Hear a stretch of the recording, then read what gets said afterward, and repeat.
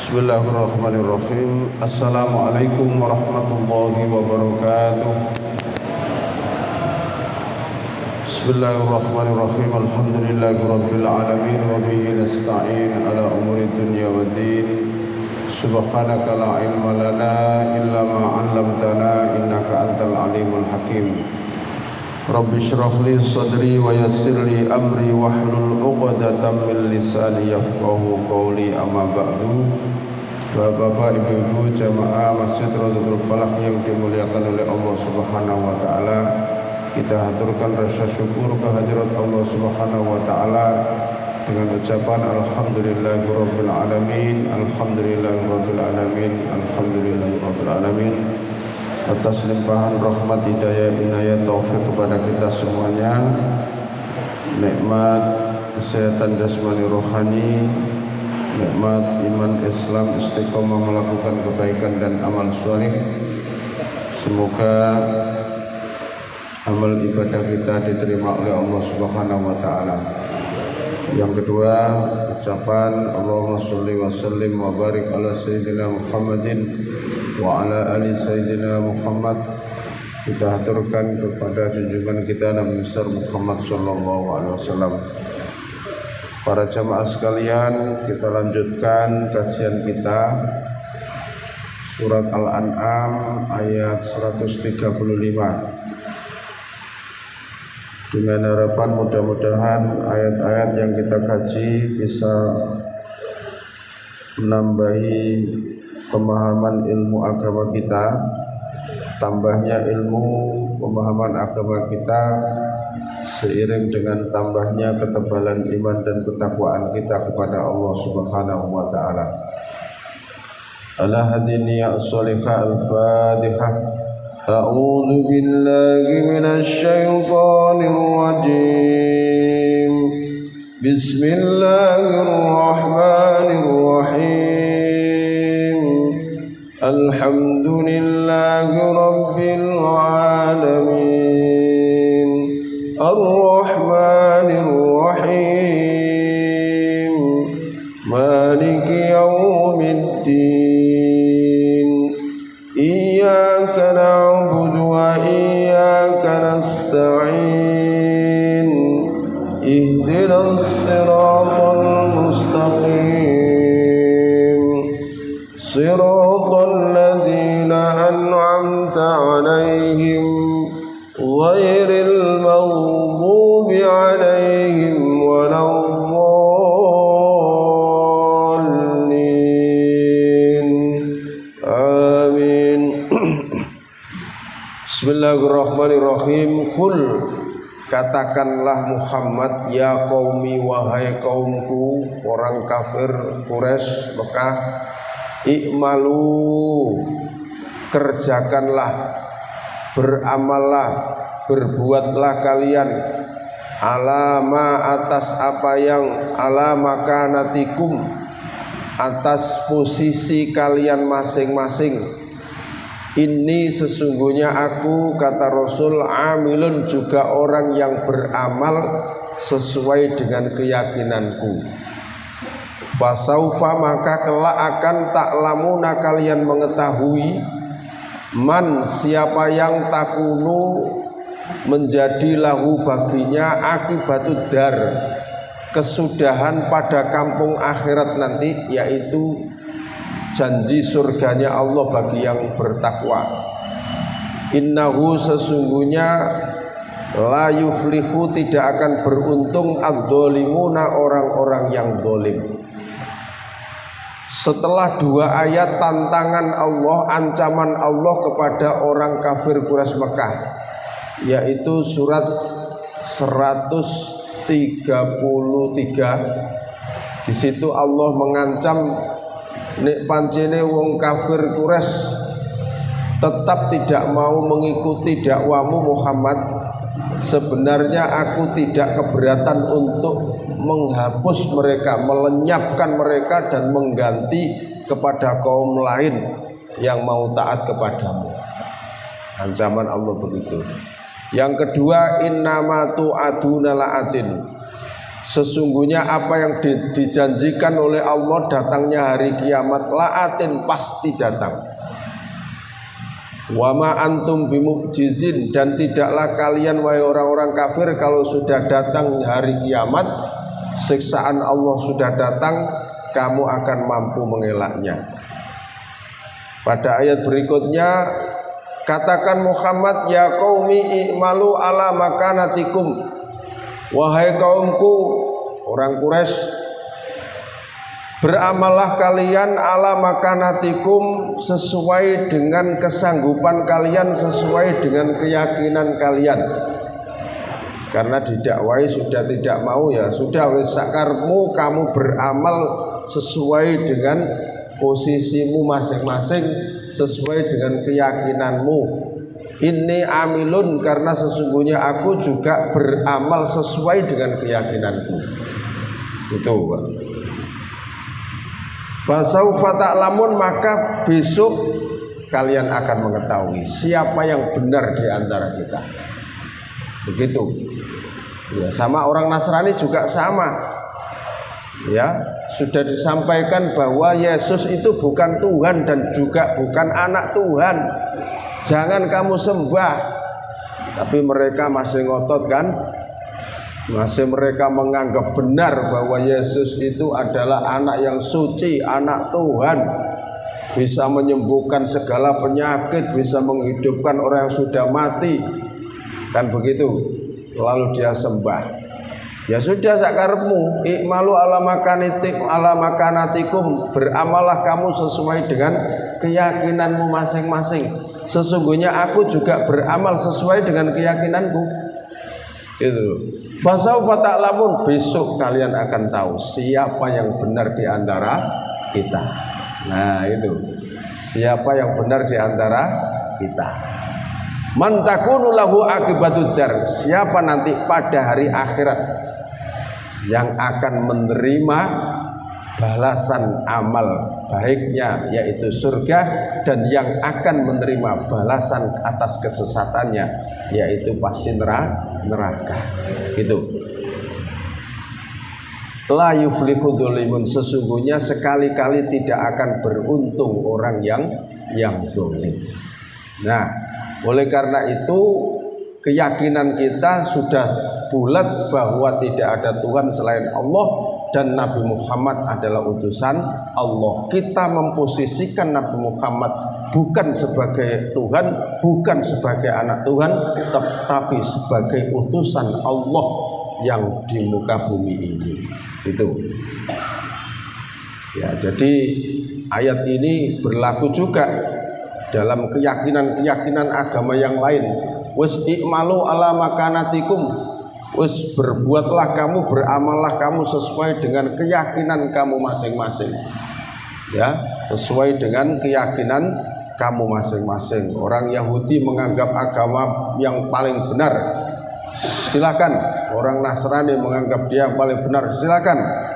Ya, didakwai Al-Quran juga tidak percaya, mendustakan Rasul akhir zaman, tidak percaya dengan Al-Quran. Ya sudah, sakarmu.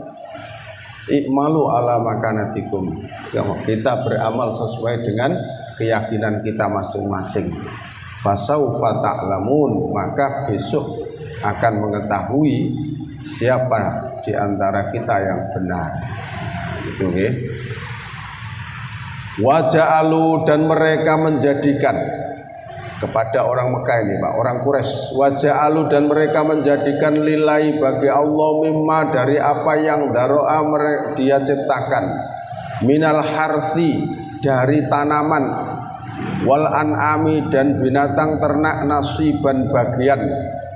Faqalu, lalu mereka berkata, hadza, ini satu bagian, lillahi, diperuntukkan Allah, bizamihim, menurut anggapan mereka, wa hadza, dan ini bagian, li syurakaina, untuk berhala-berhala kami.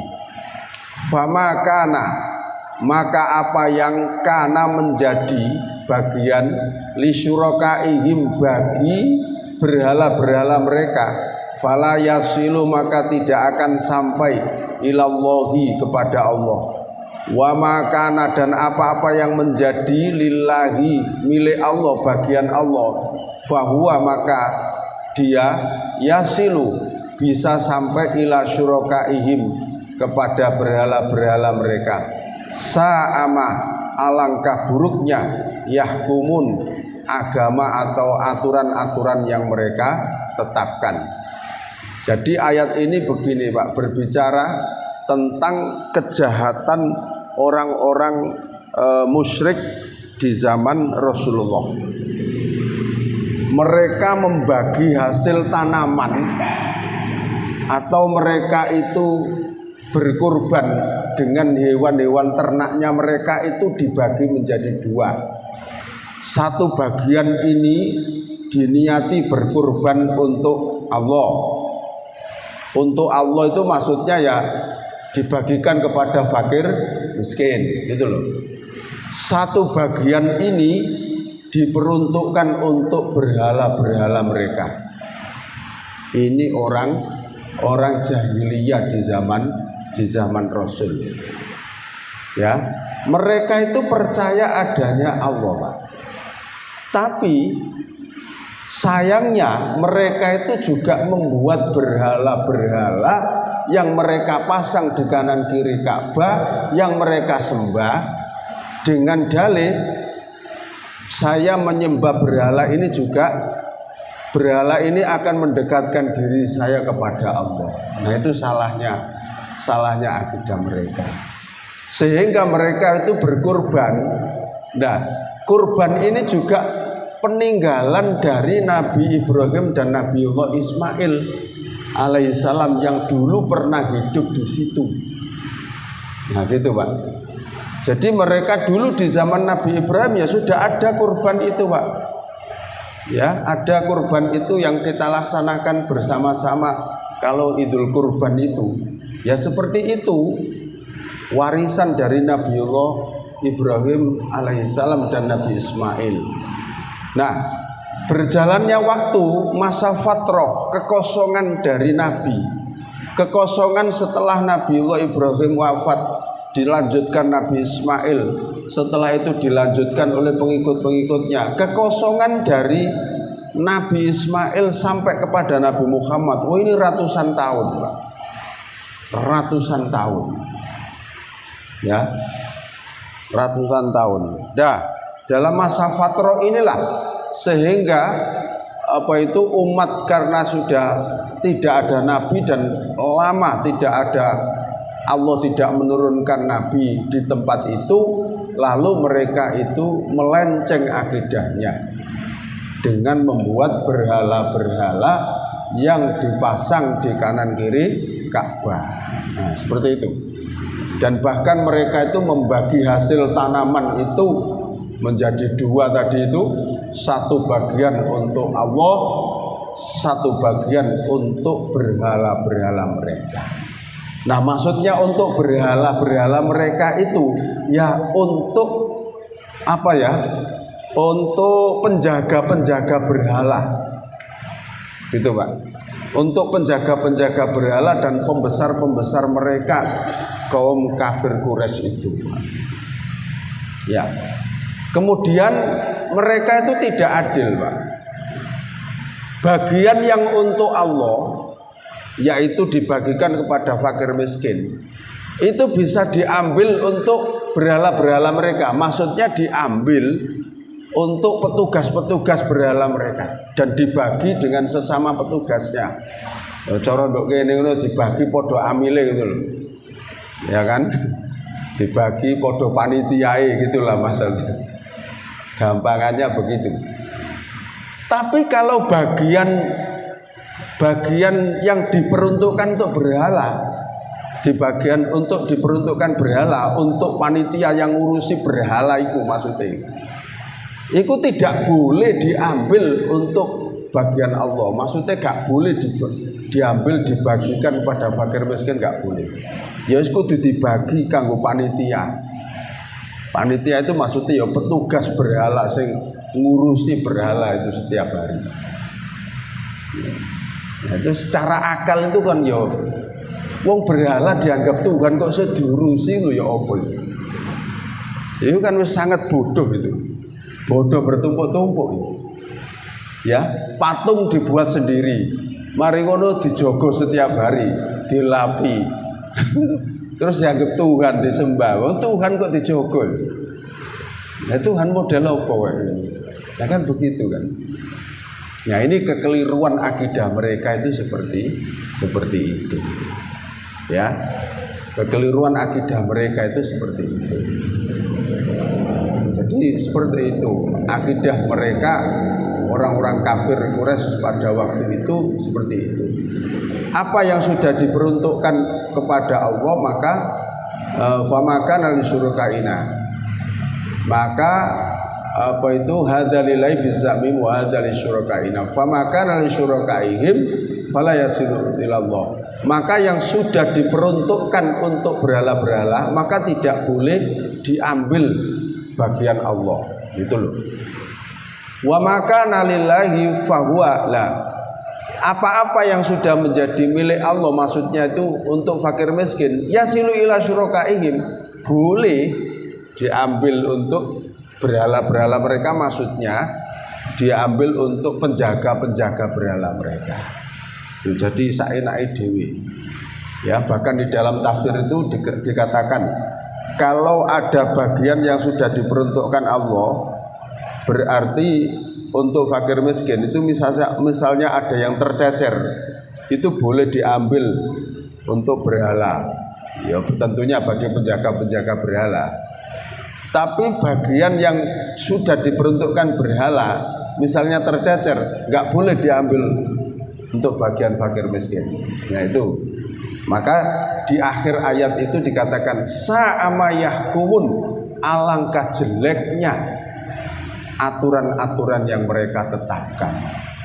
Nah, jadi itu melenceng dari syariat Nabi Ibrahim. Makanya Nabi Muhammad itu dilahirkan di tempat itu adalah untuk mengembalikan kembali syariat yang dulu dibawa oleh Nabi Ibrahim, gitu loh. Untuk mengembalikan kemurnian syariat Nabi Ibrahim dulu, ya, dengan Nabiullah Ismail alaihi salam. Wujudnya adalah peristiwa atau ritual ibadah haji yang tiap tahun dijalankan oleh umat Nabi Muhammad, termasuk pelaksanaan Idul Kurban. Jadi diluruskan kembali, Pak, yang telah dirusak aturannya oleh orang jahiliyah itu. Akhirnya dengan lahirnya Nabi Muhammad, munculnya Islam, turunnya Al-Quran, meluruskan kembali syariat yang dulu dibawa oleh Nabi Ibrahim dan Nabi Ismail di tempat itu. Wa kadzalika, dan demikian itu zayyana, menghiasi, dijadikan indah li katsirin, bagi kebanyakan minal musyrikin, dari orang-orang musyrik, qatla auladihim, membunuh anak-anak mereka, syuraka'uhum, pembesar-pembesar mereka, liyurduhum, untuk menghancurkan mereka, membinasakan mereka, waliyal bisu, dan mencampur adukkan alaihim, atas mereka, dinahum, agama mereka. Walau sya'allahu, dan jikalau Allah mengendaki, ma fa'aluhu, niscaya mereka tidak akan berbuat seperti itu. Fadharhum, maka tinggalkan mereka, wa ma yaftarun, dan apa yang mereka buat-buat. Kejahatan mereka, kejahatan keyakinan mereka tadi itu membagi hasil pertanian, hasil tanaman dan juga kurban, itu dibagi dua kan. Satu bagian untuk Allah dibagikan kepada fakir miskin, satu bagian diperuntukkan untuk berhala. Untuk berhala itu ya untuk orang-orang yang ditugasi untuk menjaga berhala-berhala itu. Terus yang kedua, kejahatan kedzaliman mereka adalah qatla auladihim, membunuh anak-anak mereka. Ya, jikalau anak mereka itu dibikin indah oleh setan-setan yang membisikin mereka itu, akhirnya muncul satu pemikiran bahwa kalau orang jahiliyah itu mendengar anaknya itu lahir kok perempuan, mereka malunya bukan main. Karena anak perempuan itu dipandang aib, menimbulkan naas. Karena nanti akan pasti dijadikan budak, nanti akan dizinai oleh orang lain dan memalukan orang tua, kan begitu. Maka tidak jarang dan berlaku di zaman jahiliyah, kalau ada anak lahir perempuan dikubur hidup-hidupan. Itu kebiadaban orang jahiliyah. Qatla auladihim, membunuh anak-anak mereka. Ya, syuraka'uhum, yang dipersembahkan untuk berhala-berhala mereka. Ya, telah dijadikan indah, zayyana, telah dijadikan indah likathirin, bagi kebanyakan minal musyrikin, dari orang-orang musyrik, qatla auladihim, membunuh anak-anak mereka, syuraka'uhum, baik dibunuh secara dikubur hidup-hidupan, ada juga yang dijadikan korban untuk berhala-berhala mereka. Dijadikan korban itu ya dibunuh, tapi diperuntukkan untuk berhala-berhala mereka. Demikian itu kejahatan agama yang dibuat-buat oleh mereka, aturan-aturan yang diberikan oleh mereka. Alasan mereka membunuh anak mereka itu satu, karena takut nggak bisa memberi makan. Padahal Allah sudah mengatakan di dalam surat Al-An'am itu ayat 151, wala taqtulu auladakum min imlaq. Jangan sekali-kali kalian membunuh anak-anak kalian karena khawatir melarat. Allah mengatakan nahnu narzukukum, aku yang menjamin rezeki kalian, wa iyyahum, dan menjamin rezeki anak-anak yang lahir itu, bukan kamu. Itu firman Allah.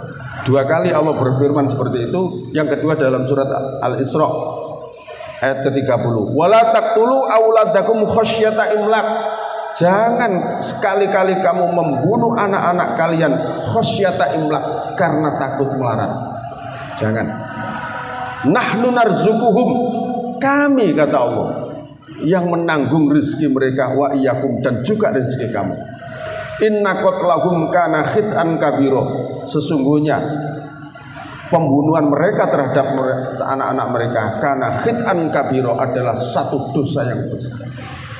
Ini ancaman oleh Allah kepada orang-orang jahiliyah dulu. Itu orang-orang jahiliyah dulu yang membunuh anak. Jadi mereka itu punya anggapan bahwa anak perempuan itu adalah membawa kesialan. Maka mereka itu kalau mendengar anaknya itu lahir perempuan, wa idza busyira ahadum bil untha dhalla wajhuhu, wajahnya marah, muswaddan, dan dia bersembunyi karena itu dipandang aib. Maka pembunuhan terhadap anak-anak perempuan mereka itu adalah satu kedzaliman yang sangat besar. Dengan dibunuhnya anak-anak perempuan berarti dia telah membunuh keturunan, kan begitu. Membunuh keturunan berarti ya membunuh manusia di muka bumi ini. Lah nek gak ono wong wedok terus piye terusan? Lah donya iki gak ono sing terusno lah. Kan begitu. Lah begitulah kejahatan mereka itu yang dilakukan oleh orang Arab jahiliyah. Begitulah kondisi orang jahiliyah yang membolak-balikkan aturan agama ini, disesuaikan dengan keinginan hawa nafsunya. Di tengah-tengah masyarakat yang sudah rusak agamanya seperti itu, Rasulullah dilahirkan di tengah-tengah itu untuk memperbaiki kondisi keadaan masyarakat yang rusak seperti itu tanpa agama. Nah, itulah sehingga Rasul lahir sendiri juga dimusuhi oleh mereka, karena untuk meluruskan meluruskan akidah-akidah mereka yang sudah rusak seperti ini. Bahkan Sayyidina Umar sebelum masuk Islam, ya juga pernah mengubur anak perempuannya hidup-hidupan. Makanya ketika Sayyidina Umar itu ketika masuk Islam sering ketika berdoa itu menangis, Pak. Menangisnya apa? Ya nangisi perbuatan jahiliyahnya dulu Sayyidina Umar itu, Pak. Karena dulu juga pernah berbuat membunuh anaknya, membunuh hidup-hidup anak perempuan Sayyidina Umar. Jadi walaupun sudah taubat dan menjadi sahabat Rasul, bahkan sahabat senior Rasul, tapi beliau masih sering menangis karena teringat dengan perbuatan mereka. Itu kondisi orang Arab dulu itu seperti itu. Terus yang berikutnya lagi, ini masih tradisi-tradisi orang jahiliyah yang bertentangan dengan kefitrahan agama. Waqalu, dan mereka berkata, hadhihi ini an'amun, hewan-hewan ternak, wa harsun, dan tanaman, hijrun, tidak boleh, la yata'amuha, tidak boleh memakannya, illa man nasya'u, kecuali orang yang dia kehendaki, maksudnya para penjaga-penjaga berhala, bizakmihim, menurut anggapan mereka, wa an'amun, dan hewan-hewan ternak hurrimat, yang diharamkan, duhuruha, punggung-punggungnya maksudnya tidak boleh dinaiki, wa an'amun, dan hewan-hewan ternak layat kuruna, yang ketika menyembelih tidak boleh menyebut ismallahi, nama Allah. Ini alaiha, atasnya, iftiraan, ini adalah suatu kebohongan alaihi, atasnya, saya jazihim, ya Allah akan memberikan balasan, hukuman, siksaan kepada mereka, bima kanu yaftarun, sebab apa yang mereka ada-adakan. Jadi di dalam hal perlakuan terhadap binatang ini, hewan ternak maksudnya ini mereka juga telah membuat aturan-aturan. Contoh, misalnya ada unta betina yang telah beranak 5 kali dan anak yang kelima itu jantan, lalu unta itu dibelah telinganya, jadi disuwek, Pak, dilepaskan, tidak boleh ditunggangi dan tidak boleh diambil air susunya. Unta yang sudah melahirkan 5 kali dan anak yang kelima itu laki-laki, itu diistimewakan unta yang seperti ini. Nah, ini hukum yang dibuat-buat oleh mereka sendiri, yang Allah tidak pernah membuat aturan seperti itu. Gitu loh. Terus unta betina yang dibiarkan pergi kemana saja lantaran sesuatu nazar, unta yang dinadarkan melalui berhala-berhala mereka. Kalau saya sukses maka unta ini tidak akan saya ikat, saya biarkan kemana-mana. Dan itu transaksi itu diaturkan di hadapan berhala-berhala mereka. Jadi unta yang dinadarkan itu wis gak oleh diganggu, Pak. Nah dia wis gak oleh diganggu. Terus seekor domba betina bila melahirkan anak kembar, jantan dan betina, anak yang jantan inilah yang disebut wasilah. Anake kambing sing jantan itu disebut wasilah, tidak boleh disembelih dan diserahkan kepada berhala. Jadi duwe wedhus itu manak loro, ya, sing siji wedok, sing siji lanang. Lah anak sing lanang ini, Pak, ini disebut wasilah, tidak boleh disembelih dan diserahkan kepada berhala.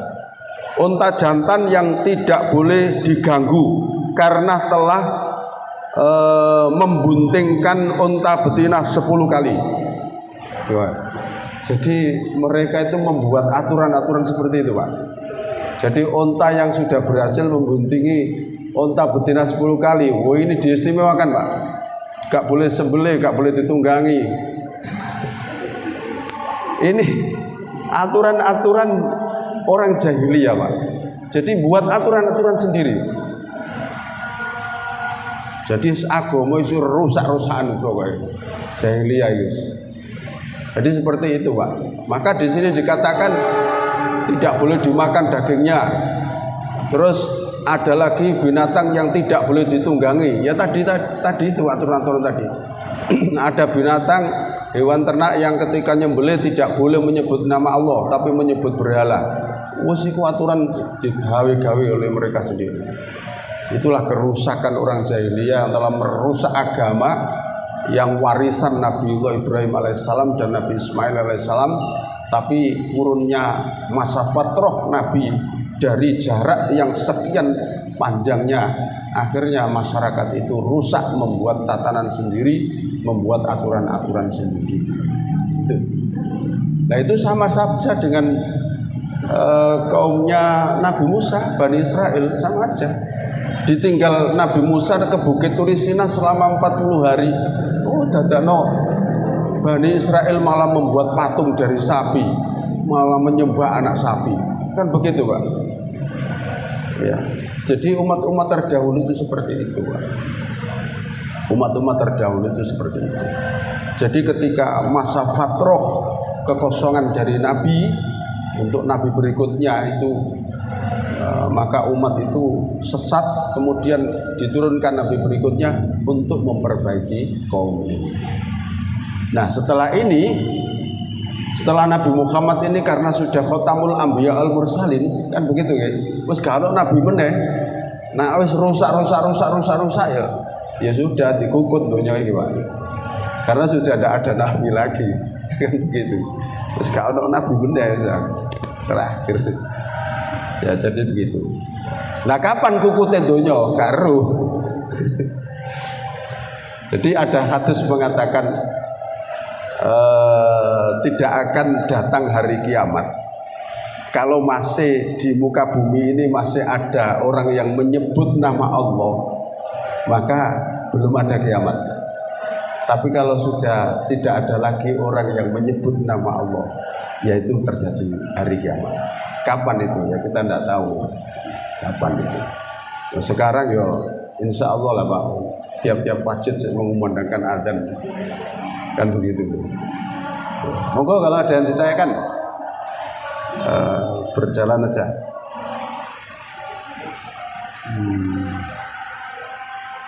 Oke, monggo, mau tentang, sinten.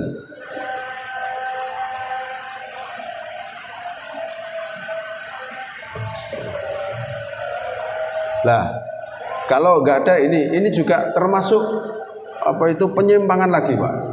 Ini masih satu ayat. Waqalu, maksudnya masih satu bahasan. Waqalu, dan mereka berkata, ma fi butuni hadil an'am, apa-apa yang ada di dalam perutnya hewan ini, kholisatun lidukurina, khusus boleh dimakan untuk orang laki-laki. Nah, jadi ada unta tertentu yang unta itu bunting, kemudian unta yang cirinya begini, nanti kalau melahirkan anaknya boleh dimakan kaum laki-laki, wa muharramun ala azwajina, dan haram bagi istri-istri kami. Wong wedok gak lemangan. Yes, di tanda-tandai dhewe, Pak. Wa iyakun maitatan, apabila yang dilahirkan itu mati. Jadi mati, fahum fihi syuraka, maka anak yang dilahirkan oleh hewan ternak yang mati tadi itu boleh dimakan laki-laki dan juga boleh dimakan orang perempuan. Ini aturan tekonti.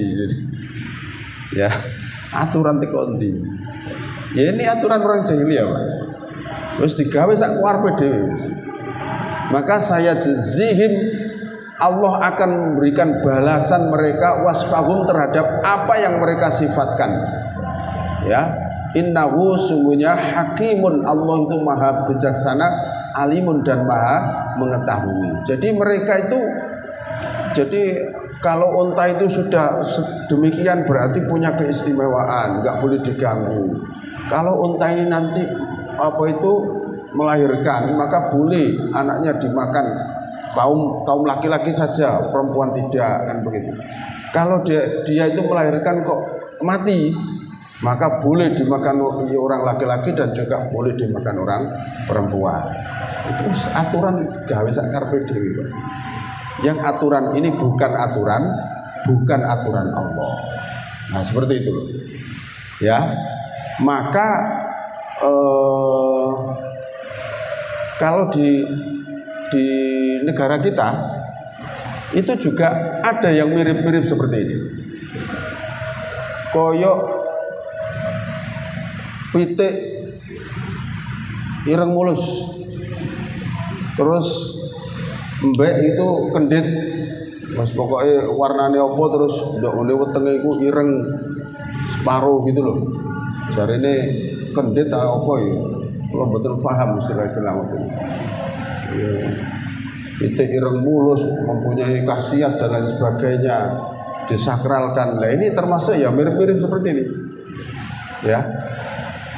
Tapi insya Allah sudah tidak ada lah. Kalau di desa saya sudah tidak ada begini-begini. Tidak ada yang menganggap hewan ini punya keistimewaan, ya, dianggap sakral, bahkan bisa mendatangkan adab. Kadang-kadang kan seperti itu, ya. Nah, gitu kan. Ini adalah akidah yang dilakukan oleh orang-orang jahiliyah dulu. Maka kita tidak boleh meniru. Kita tidak boleh meniru karena itu bukan Allah yang menentukan, ya, bukan Allah yang menentukan. Maka kita kembali kepada firman-firman Allah yang ada di dalam Al-Quran ini, bahwa yang sudah diatur oleh Allah yang ya itulah aturan kita. Ya, ibadah kurban ya seperti itu. Ya, yang sudah kita lakukan itu adalah yang dilakukan oleh Nabiullah Ibrahim alaihissalam dan juga dilakukan oleh umat Muhammad sampai hari ini, karena sesuai dengan aturan-aturan yang ada di dalam Al-Quran itu. Ya, jadi kalau di zaman jahiliyah dulu itu kadang ada hewan yang dipersembahkan untuk berhala. Lah itu mirip seperti orang Jawa dulu, Pak. Panganan dibuat sesajen, kan gitu, Pak. Kan sama saja itu. Ya, panganan ditelendok oleh perempatan jalan, katanya dipersembahkan untuk gaib yang ada di situ. Nah, ini kan sama aja. Nah, tidak boleh meyakini hal-hal seperti itu. Ya, tidak boleh meyakini hal-hal seperti itu dan tidak boleh meyakini hewan-hewan tertentu yang mempunyai keistimewaan. Tidak ada. Ya, tidak ada. Itu hanya keyakinan-keyakinan yang tidak berdasarkan itu. Wonten kita kok mau apa? Oke. Seperti gitu.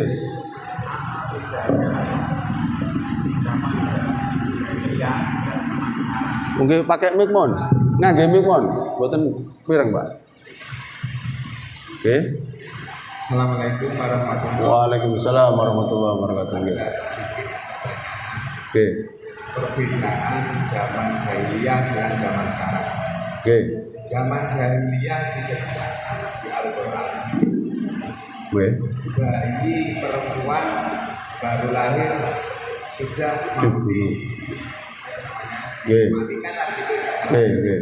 Perbedaan di zaman sekarang. Sudah bayi tidak ada di kandungan, sudah dimatikan. Bagaimana hukum pandangan kita, hukum kita menurut Al-Quran dan hadis? Cukup sekian saja. Terima kasih. Menurut Al-Quran dan oke. Ya, jadi artinya kan begini, Pak. Orang jahiliyah, kejahatan orang jahiliyah yang diceritakan kembali baik di Al-Quran maupun lewat hadisnya Rasul, ini maksudnya jangan dicontoh gitu. Kan begitu gitu? Jangan dicontoh. Jadi umat Muhammad jangan mencontoh seperti itu. Itu adalah perilaku yang tidak baik. Baik membunuh yang sudah lahir ataupun membunuh yang masih ada dalam kandungan, podo wae. Kan begitu ya? Sama saja. Tidak boleh. Gitu loh. Itu namanya jahiliyah zaman modern. Nah, kalau zaman jahiliyah dulu kan ngenteni anak lahir baru dibunuh. Saiki jahiliyah modern, sadurunge lahir harus dibunuh. Lha padha wae kejahatane. Sama saja. Bisa dikatakan sudah masuk zaman jahiliyah lagi sudah. Loh nggih, artinya perilakunya ya artinya zamannya sudah tidak zaman jahiliyah sekarang, Pak. Karena sudah ada agama, sudah ada nabi, sudah. Cuman perilakunya, jadi orangnya orang sekarang, tapi perilakunya seperti orang jahiliyah, gitulah. Tepatnya begitu, gitu ya. Jadi orang sekarang, tapi perilakunya seperti orang jahiliyah zaman dulu. Jadi tidak boleh seperti itu. Ya kecuali berdasarkan medis kajian ini kalau lahir nanti berbahaya, jadi begini bisa mengancam nyawa ibunya dan lain sebagainya. Ya kecuali menurut ahlinya, karena ada sesuatu penyakit atau ada apa yang nanti berakibat fatal sehingga harus digugurkan misalnya. Ya itu boleh Pak kalau ada perhitungan lain. Tapi kalau tidak ada ya tidak boleh. Monggo Pak. Monggo Pak. Nggih. Assalamualaikum warahmatullahi wabarakatuh. Ini mengenai agama Oke. antara Nasrani dengan Islam itu kan ada perbedaan menyembah patung itu. Oke. Terus kita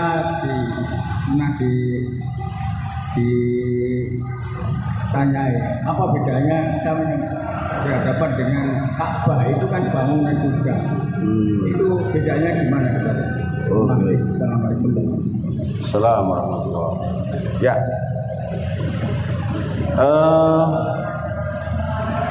Agama Islam memandang bahwa apa yang dilakukan oleh orang Nasrani itu adalah salah karena dia bukan menyembah kepada Allah tapi menyembah salib.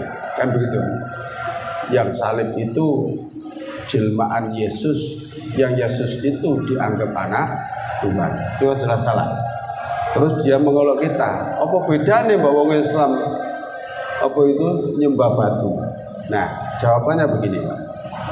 Kita sholat menghadap Ka'bah ini bukan menyembah Ka'bahnya, tapi Ka'bah ini adalah hanya alat pemersatu kiblatnya umat Muhammad.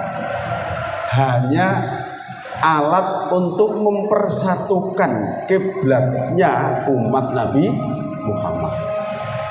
Beda ya. Jadi saya sholat menghadap Ka'bah ini bukan saya sholat menyembah Ka'bah. Beda ya? Gitu Pak. Saya sholat menghadap kiblat, menghadap Ka'bah, bukan saya menyembah Ka'bah. Loh, terus kenapa Ka'bah di situ? Ka'bah ini adalah untuk mempersatukan kiblat umat Nabi Muhammad, dan itu pun atas perintah Allah Subhanahu wa Ta'ala. Bukan Nabi Muhammad buat-buat sendiri. Nah itu masalahnya Pak. Bukan buat-buat sendiri. Kalau orang Nasrani menyembah salib, itu membuat-buat sendiri. Allah gak nyuruh kok. Kan begitu. Tapi kita jelaskan, fawalli wajhaka syatral masjidil haram. Hadapkanlah wajahmu ke arah masjidil haram. Sampai ping 3 nduk boleh Al-Qur'an disebutkan. Nah kan begitu Pak. Jadi begitu. Kita menghadap Ka'bah itu bukan menyembah Ka'bah. Jadi menyembah kepada Allah, cuma menghadap ke Ka'bah, alat pemersatu kiblatnya umat Nabi Muhammad. Itu. Sama nggih? Nggih. Nanti kita sambung lagi. Mudah-mudahan apa yang kita kaji bisa menjadi ilmu yang bermanfaat. Kita akhiri dengan doa kafaratul majelis. Subhanakallahumma wa bihamdika asyhadu an la ilaha illa anta astaghfiruka wa atubu ilaik. Alhamdulillahirabbil alamin. Assalamualaikum warahmatullahi wabarakatuh.